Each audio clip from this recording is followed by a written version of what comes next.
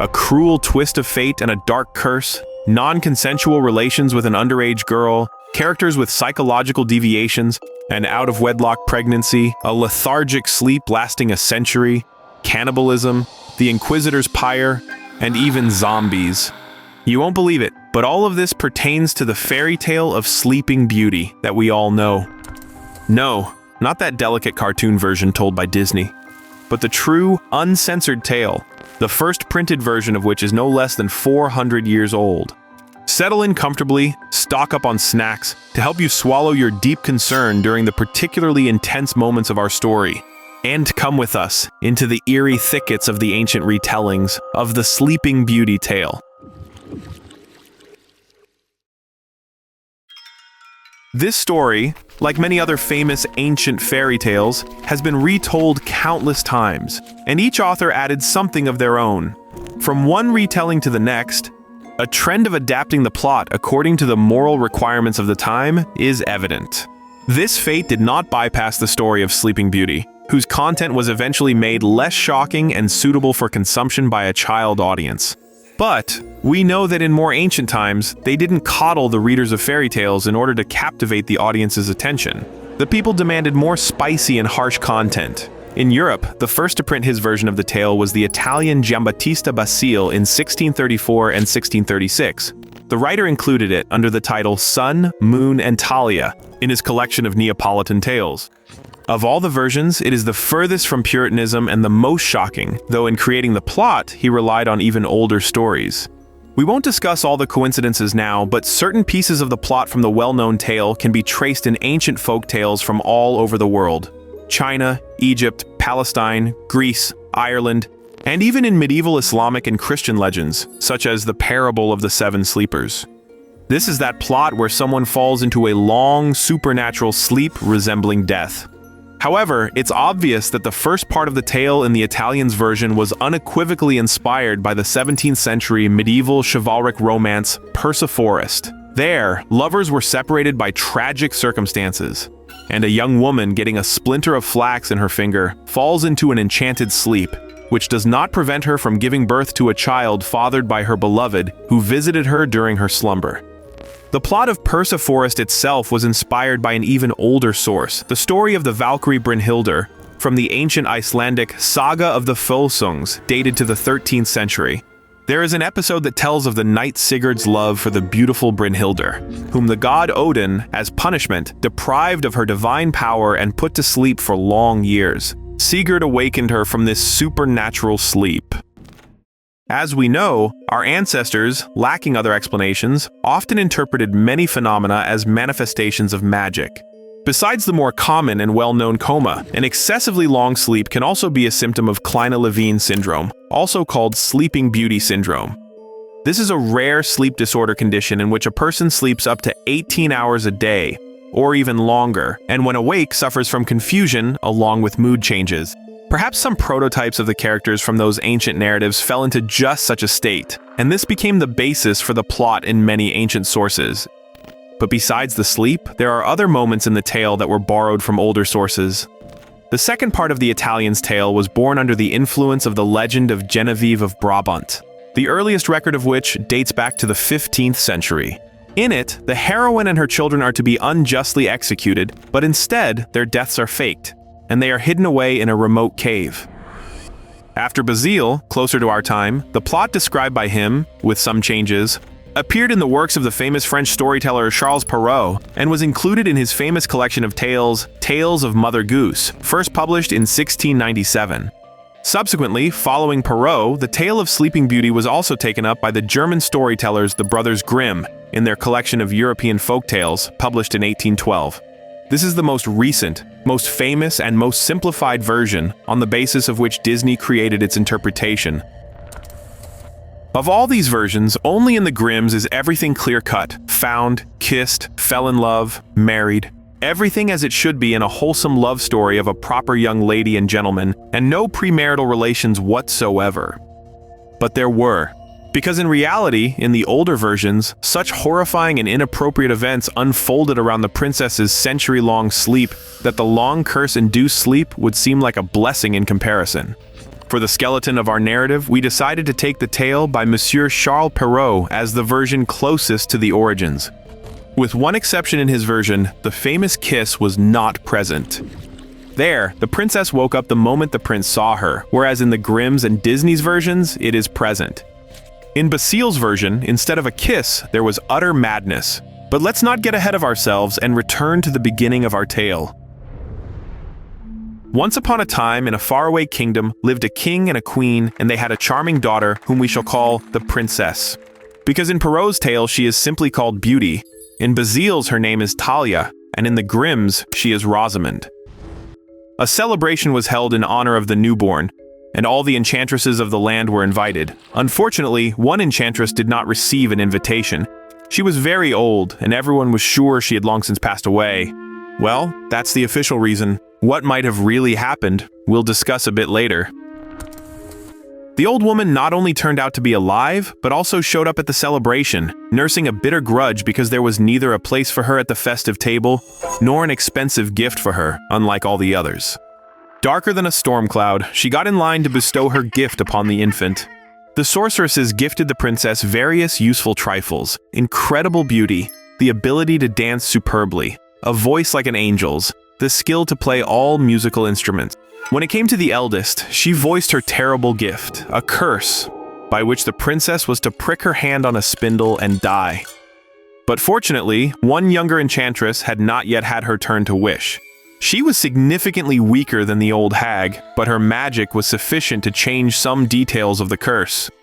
According to her version, the princess was only to fall into a deep, impenetrable sleep, and after 100 years, a prince was to appear and awaken her. However, the inconsolable king could not be appeased, and wishing to somehow prevent the disaster under threat of the death penalty, banned all spinning wheels and spindles in the kingdom. The princess grew, blossomed, and by the age of 15 or 16, she was a true beauty. Then, one day, in one of the remote castles of the kingdom, she stumbled in an abandoned tower upon a very old woman who had never heard of that decree and was spinning. The princess was literally enchanted by the spinning process and asked to try it herself. But was it merely a coincidence? It's hard to believe that a vengeful, spiteful sorceress wasn't in control of the situation. She had likely heard that the king had issued a decree banning spinning. So it is entirely plausible that she herself transformed into a sweet old granny, took her place at the spinning wheel, and used a spell to lure the princess into the tower, where her curse finally caught up with her. It's almost like the tale of Snow White, where the queen personally offered her stepdaughter the poisoned apple. Thus, the girl pricked her finger and fell to the floor, struck by a magical slumber. At this point in the episode, let's talk about zombies. A phenomenon that in certain regions of the world, particularly in Haiti, remains a part of local reality. You might wonder, what do zombies have to do with this? The fact is that as early as the 16th century, before Signore Giambattista created his version of the tale, the island of Haiti began to be forcibly populated by slaves from Africa, who brought their own magic with them. It is highly probable that even the Italian storyteller could have heard some accounts of terrifying, mysterious appearances of the living dead, summoned by an unknown dark magic. This could also have been an additional influencing factor in the creation of the story. Furthermore, it is worth mentioning that the princess fell into just such a death-like sleep, and precisely by pricking her finger. This is exactly the state into which victims of a zombie curse fall and can remain for a very long time, until a voodoo sorcerer gives the command to rise from the grave. A special zombie poison, which had to enter the bloodstream, induced this state in the victim. Why not from the prick of a spindle?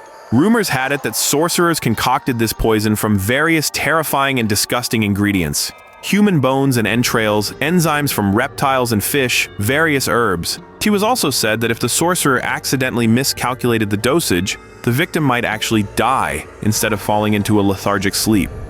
So, could the magic of the good younger sorceress have acted precisely to weaken the effect of the poison with which the witch had treated the spinning tools intended for the princess, so that she would not die, but only fall asleep? Believe it or not, this story of a splinter in a maiden's finger, which could be considered a mundane domestic injury, stirred the minds of devoted followers of Dr. Freud, and many of them saw much more in this moment. What exactly? There are countless theories describing the symbolism of the events and details of the fairy tale. For example, the fact that Sleeping Beauty pricks her finger with an elongated object, meaning her flesh is literally pierced until it bleeds, is associated by some with the loss of her virginity. Add to this the phallic imagery accompanying the moment, the castle tower, the spindle, and other unambiguous symbols. Small doors, a lock and key, a small secret room. From a pure maidenly sleep, she practically transitions directly into marriage. And in darker versions, a physical act indeed takes place. Other researchers consider the blood from the finger prick a symbol of first menstrual blood. And the parents' attempts to protect their daughter from the curse can be interpreted as their effort to keep her in a state of innocence for as long as possible, away from sexual awakening. The sleep into which she sinks is compared to a state of certain physical lethargy that people experience during sexual maturation.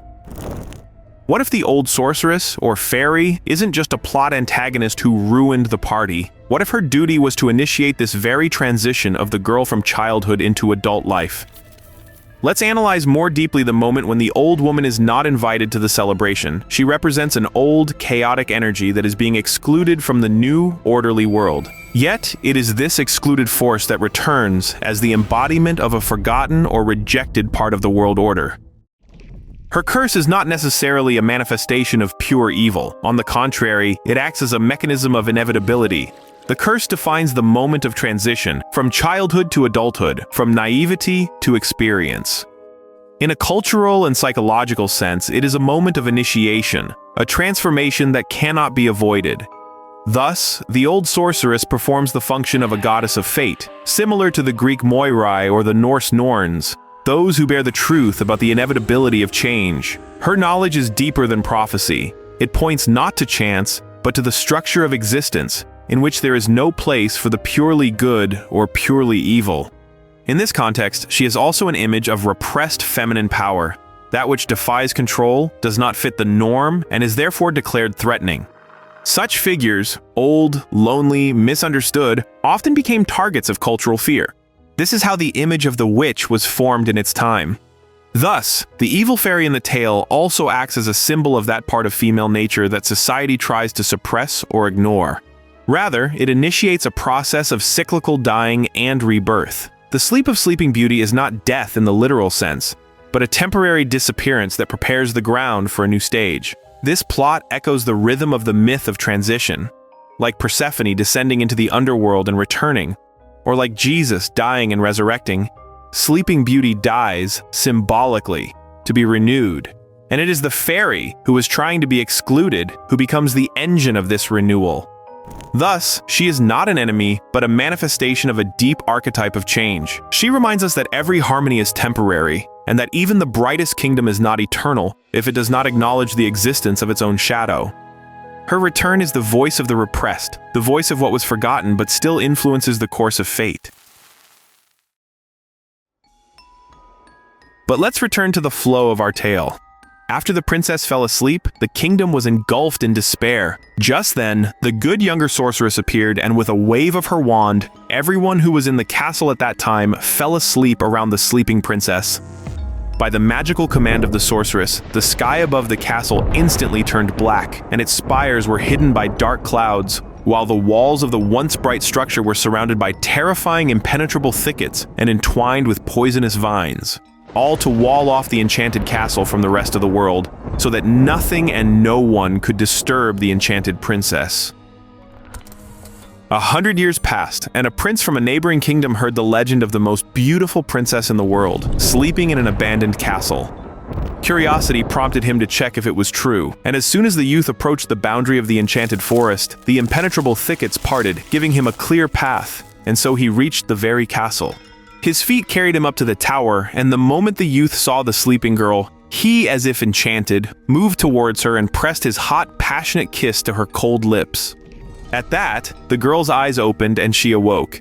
The tales don't describe it, but surely even a well-mannered young lady, given the situation, would have blurted out something like, "What the hell was that? And who the devil are you?" And these words would have been accompanied by a solid slap, because the girl woke up to find someone's tongue in her mouth, and upon opening her eyes, saw that it was done by a guy she was seeing for the very first time in her life. Some romance, that is. But to the Puritan's delight, according to the Brothers Grimm version, everything that followed was like a true fairy tale. She took a closer look at him, and he at her. They fell madly in love in an instant, and immediately kissed once more, just to seal the deal. Whereas in Charles Perrault, where there seemingly was no kiss, the encounter ignited a passion that escalated into an act of ardent love, which, since the lad turned out to be decent, led to a splendid wedding. Everyone rejoices, everyone celebrates, the good fairy wipes away tears of joy that her magic worked, and the evil witch had by then truly died, having fulfilled her mission. So there was no one to add a single drop of bitterness to this happy ending. But we will add it. And not just a drop, but perhaps a whole barrel, because everything in this romantic fairy tale seems one way, but is actually a little different, because that particular ending was written by the Brothers Grimm. In Charles Perrault's version, however, after the wedding came rather unpleasant, even dark events, which were based on an even older variant by Giambattista Basile. Let's rewind the tale a little, back to the moment when the princess fell into her enchanted sleep. So, when the king, and in Basile, instead of a prince, it was a king, and the girl wasn't a princess, but just from a noble family. When the king of a neighboring kingdom finds the beautiful sleeping young girl in an abandoned estate, he does not kiss her on the lips. This gentleman settles in and satisfies his sexual urge, though in Giambattista, the king's act is described very romantically. It says, he plucked her fruit of love. But let's call a spade a spade. Seeing a girl on the bed with no signs of consciousness, the lustful man simply violated her without her consent. Even in Perceforest, the primary source we mentioned earlier, the main character did not violate his sleeping beloved of his own free will. There, he was under the influence of a spell cast upon him by the goddess Venus, which he could not resist. And here, let's take a closer look at our king. Not only did this gentleman, without hesitation, take advantage of the young woman's vulnerable state, but he also turned out to be married. This was his hobby, roaming foreign kingdoms and lying with whomever he pleased. And that's not all. In modern psychiatry, there is a term, somnophilia, from which the king likely suffered. It has some logical similarity to necrophilia, which, by the way, the prince from the Snow White tale was guilty of. We already did an analysis on our channel. Somnophilia is a sexual deviation expressed as a compulsive desire for intercourse with a sleeping partner who is in an unconscious state, or a person in a coma. Although, perhaps this situation isn't one of the most terrifying and repulsive, and compared to clinical examples from psychiatric practice, it might even seem like a children's fairy tale. Because, for example, in our time, one man deliberately fed his wife strong sleeping pills, so that when she fell asleep, you won't believe it, he could first give her a manicure to his liking, and only then proceed to intimate relations. Of course, in none of the tale's versions did the king or prince use any contraception, relying on the beauty somehow taking care of it herself. And of course, 9 months later, the plucked fruit of love naturally grew into a real fruit. Absolutely real twins, a boy and a girl, born to the young woman. Only in Basile's version, she was still in a state of sleep throughout this. That is, she did not wake up during the king's criminal act, nor during childbirth. Imagine that picture, and you are guaranteed to feel sick, because you know how unesthetically children are born. And of course, no one helped her or cleaned up the aftermath of the birth process. What happened next? Rest assured, the little ones did not die. Dirty, naked, smeared with dried blood, the infants somehow managed to crawl to their mother's body. Naturally, they felt hunger. The author says the boy began to suck his mother's finger, and because of this, the poison splinter, which, as it turned out, was stuck there, came out and the beauty awoke. The last thing the 16 or 17-year-old girl remembered was how, for no apparent reason, she felt a strange weakness and lost consciousness. And by the way, yes, the girl was at most 17, so the king, in addition to his other perversions, did everything with a minor. Of course, this is by our modern laws. In those times, things were somewhat different. But that does not justify the monarch's appetite not only for a sleeping woman, but also for a very young girl, practically still a child. And what does this child see upon waking? The poor thing wakes up in a neglected room, in blood, with 2 infants squirming on her body. She probably screamed at first, howled with fear and incomprehension of what had happened, and her cry echoed off the walls of the empty building.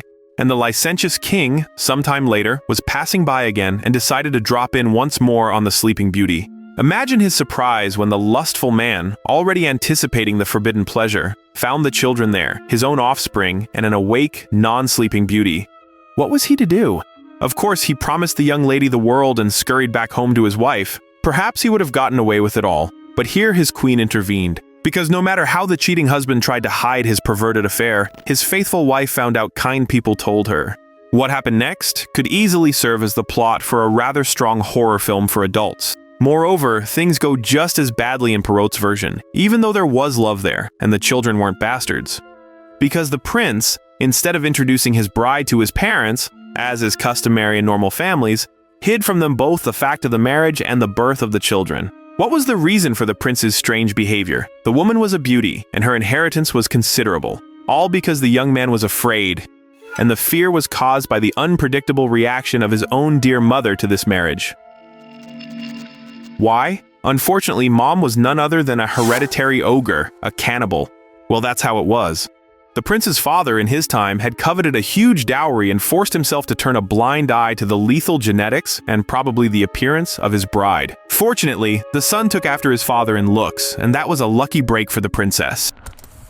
In Basile's version, the king's wife, though not an ogre, was definitely inclined towards themes of cannibalism. There, the woman, enraged by the betrayal, decided to kill the little ones and their mother, tricking them into coming to the palace where they found themselves in a terrible trap.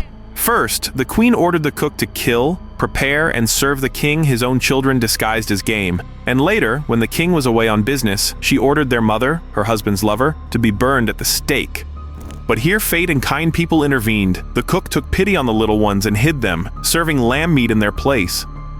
Snow-white waves from beyond the horizon once again, whose heart and liver the queen wanted to obtain, but instead, the hunter brought her the organs of an animal. As for the Sleeping Beauty herself, at the very last moment, she was saved by the king himself, for he had returned early and, upon learning of his wife's mischief, had her burned at the stake. Was His Majesty greatly troubled by the crime itself? Unlikely. It is quite possible he simply seized the opportunity to take a younger and more attractive woman as his wife. And so, only after this do we get the long-awaited and well-deserved happy ending where the disgraced sleeping maiden, the mother of 2 illegitimate children, obtains the coveted official status of the king's wife, and then they all lived long and happily. But it is curious, why in both versions of the women's execution did the Italian choose burning alive? In fact, if one examines this question, everything becomes clear. Italy, like most countries of medieval Europe, did not escape the grim times of the Inquisition. Women were burned alive at the stake left and right, accused of witchcraft. And in most cases, their only guilt was being women, having a free spirit, or having displeased someone among the well-wishers. In those days, to earn an accusation of sorcery, it was enough to simply do anything contrary to convention. Giambattista, who recorded this tale in the 17th century, lived right in the middle of the witch hunt wave that swept Italy between the 15th and 18th centuries. The Inquisition's courts, delivering verdicts, were fueled by a mixture of superstition, religious fanaticism, and political motives.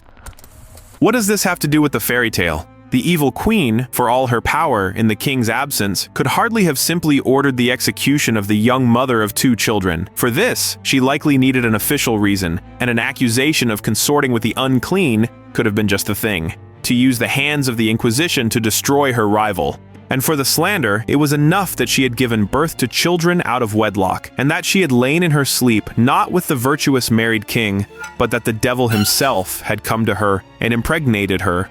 And so, an innocent woman is dragged to a terrible death. And the king repaid the queen in kind, declaring that it was the devil who had prompted her to sacrifice an innocent life. Karma is quite the bitch. And as for the other storyline of the fairy tale, in Monsieur Perrault's version, where the prince's mother was an ogre, what do you think? Could it have ended amicably? Probably not, because the prince put off introducing his wife and children at his father's court until the very end. For a full 4 years, he secretly visited his beloved family. The trouble began when his father, the king, died, and the prince had to take his rightful place on the throne. Everything seemed to go well. His mother smiled sweetly, cared for her daughter-in-law and grandchildren, and the former prince believed there was nothing to fear. And in vain. When the young monarch had to lead a military campaign, a new cycle of torment began for our heroine. Endowed with full power, the ogress, acting as regent, ordered her daughter-in-law and children to be sent to a remote forest inn. She may have even explained their departure from the palace as a desire to protect the relatives from the enemies of the crown. There, under the innkeeper's watch, she left the unfortunates, ordering him to first prepare a delicacy from her 4-year-old granddaughter, and a week later, from her grandson. But the innkeeper's heart turned out to be softer than the bloodthirsty monster had thought. He could not kill the innocent little ones and likewise served the queen a dish of lamb. The children, meanwhile, remained safely hidden from her. After the dish of young child flesh, it was the daughter-in-law's turn. The innkeeper took pity on her too and served roasted veal instead, hiding the woman herself with her children. Do you think this is the happy ending already? No. Let's not relax, however much we might want to. The next day, when the sated and satisfied ogress was strolling the courtyard preparing for her journey, her inhuman ear caught the faint cry of one of the grandchildren. One can only imagine how the fiendish hag flew into a rage upon realizing she had been deceived. She ordered a huge cauldron filled with poisonous creeping vipers to be placed in the middle of the courtyard, and all the guilty to be thrown in. Her son's wife with the brats, and the innkeeper with his entire family. But it did not go as planned, because in this version of the tale too, at the last moment, the young king returned from his campaign and saved everyone. Except for the villainous mother, of course. The aunt turned out to have her pride. She did not wish to lose her honor, and seeing that her end had come regardless, threw herself into the vat of vipers without further explanations. Incidentally, this utterly terrifying form of execution, which sends shivers down the spine, was actively practiced in ancient Scandinavia, something the author clearly could have learned from the very Scandinavian sagas that were the original source of the plot. A scene based on one such story was even recreated in an episode of the modern series Vikings. Even in the 20th century, such punishment was still used. The Japanese, who were prone to refined tortures, amused themselves with it. A pit of vipers, whose venom is not as instantaneous as that of more poisonous reptiles, is a refined, sadistic punishment where the person does not die immediately, but has enough time to fully experience this nightmare.